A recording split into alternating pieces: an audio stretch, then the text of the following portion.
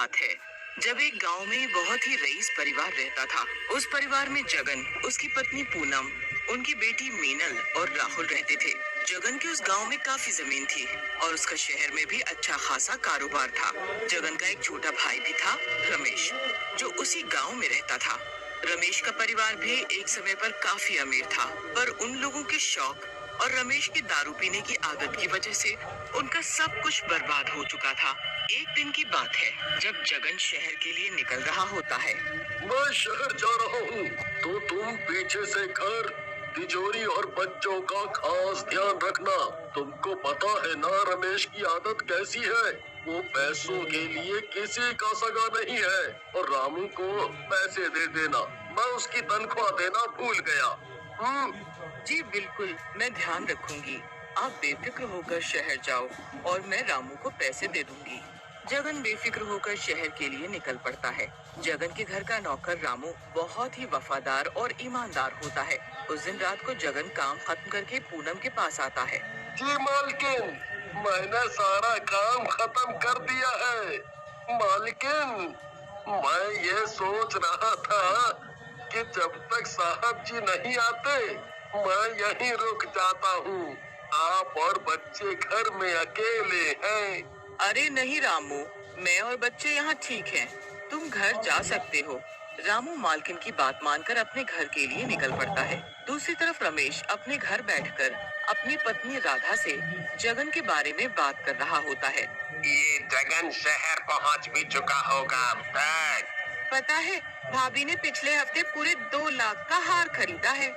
अरे इनके पास तो बहुत पैसा है, हमारे पास तो कुछ भी नहीं बचा। अगर ये तुम्हारा भाई कहीं मर जाए तो सोचो, सब हमारा हो जाएगा। उसे मारना आसान नहीं है, वो तेज बहुत है। पर हाँ, अभी उसकी बीवी और बच्चे अकेले हैं। तो क्या तुम भी वही सोच रहे हो जो मैं सोच रही हूँ? तो चलो फिर देर किस बात की है। बस फिर रमेश और राधा एक बड़ा सा चाकू लेकर पूनम को मारने निकल पड़ते हैं। वो दोनों चुपके से पूनम के घर पहुँच जाते हैं। अजी वो देखो कैसे सुकून से सो रही है, मार डालो इसे। अरे तुम थोड़ी शांति रखो, मैं जा रहा हूँ, तुम यहीं खड़ी होकर देखती रहना। मालकिन, मालकिन, आप जल्दी से बच्चों को लेकर यहाँ से भाग जाओ। रामू ये क्या हो गया? भैया ये आपने क्या कर डाला? रामू को मार डाला? पूनम को समझ ही नहीं आता और वो बस बच्चों को लेकर वहाँ से जैसे तैसे भाग जाती है। रामू भी तड़प तड़प कर मर जाता है। पूनम अंधेरे में बच्चों के साथ पीछे के रास्ते से निकलकर खेतों में छुप जाती है। रमेश और राधा उसे सब जगह ढूंढते हैं, पर उनको वो कहीं नहीं मिलती। अरे भागने दो, अगर आई तो हम उसे जिंदा नहीं छोड़ेंगे। अब जल्दी चलो और सब कुछ लूट लेते हैं।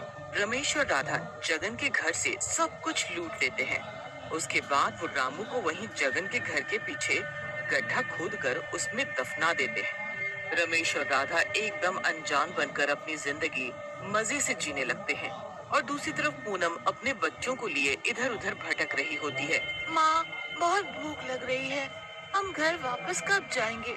अब मैं तुमको कैसे बताऊं बच्चों कि अब हमारे पास कुछ भी नहीं रहा। पूरा दिन बच्चे और पूनम भूखे रहते हैं। अब रात होने लगती है और तेज तूफान शुरू हो जाता है। भगवान हमारी मदद करो, हम तो ऐसे मर जाएंगे, हमारी मदद करो भगवान। पूनम को तभी सामने रामू का घर दिखता है। रामू का घर?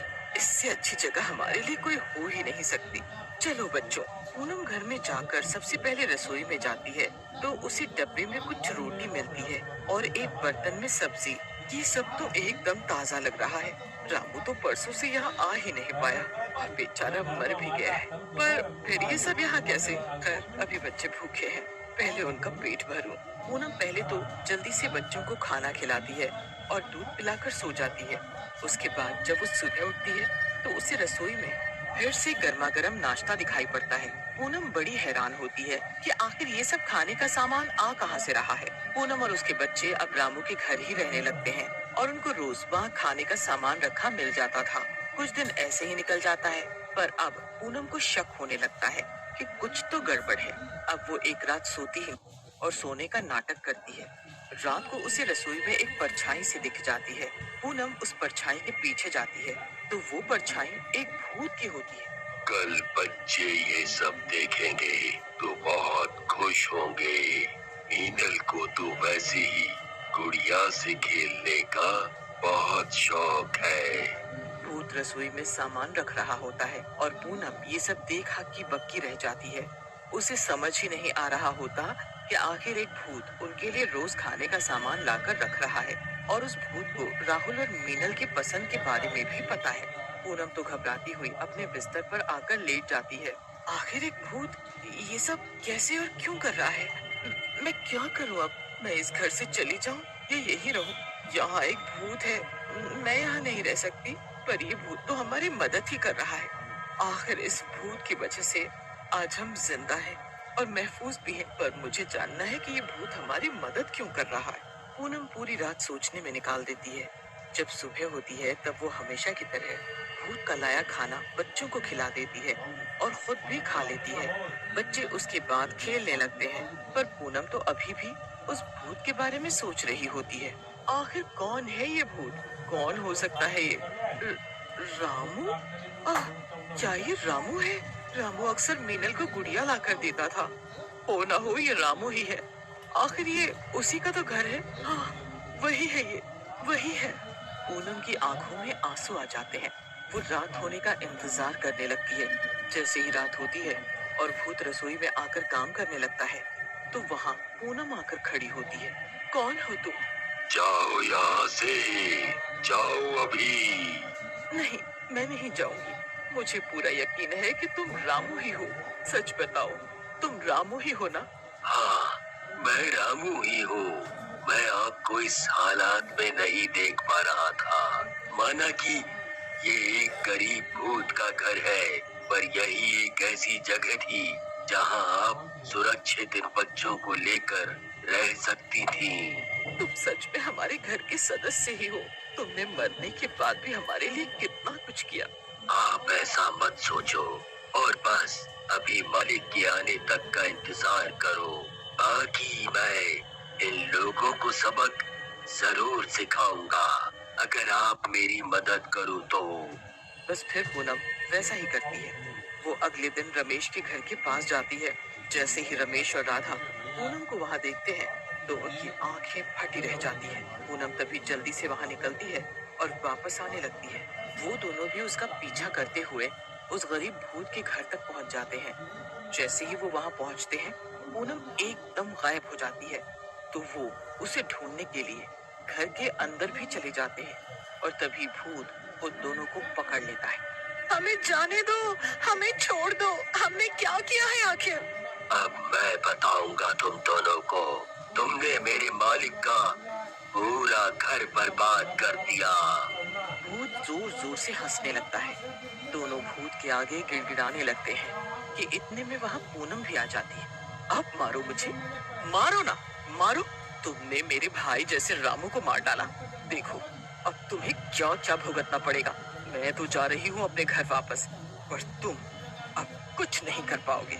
इतना कहकर पूनम अपने बच्चों को लेकर घर से बाहर चली जाती है। रमेश और राधा पूनम को बहुत आवाज देते हैं पर वो एक बार भी पीछे मुड़कर नहीं देखती। वो अपने घर जाकर पहले जैसी जिंदगी जीने लगती है। उसके बाद जब उसका पति जगन वापस आता है तो वो अपनी पूरी कहानी जगन को बताती है। हे भगवान, मेरे पीछे ये सब हो गया और मुझे पता भी नहीं चला। मेरा भाई जैसा रामू भी इस दुनिया में नहीं रहा। पर देखो, उसने मरने के बाद भी तुम्हें अपने घर में रखा और इतना कुछ किया। रमेश और राधा को उनके किए की सजा भी दी। बस फिर सब कुछ पहले जैसा हो जाता है और सब खुश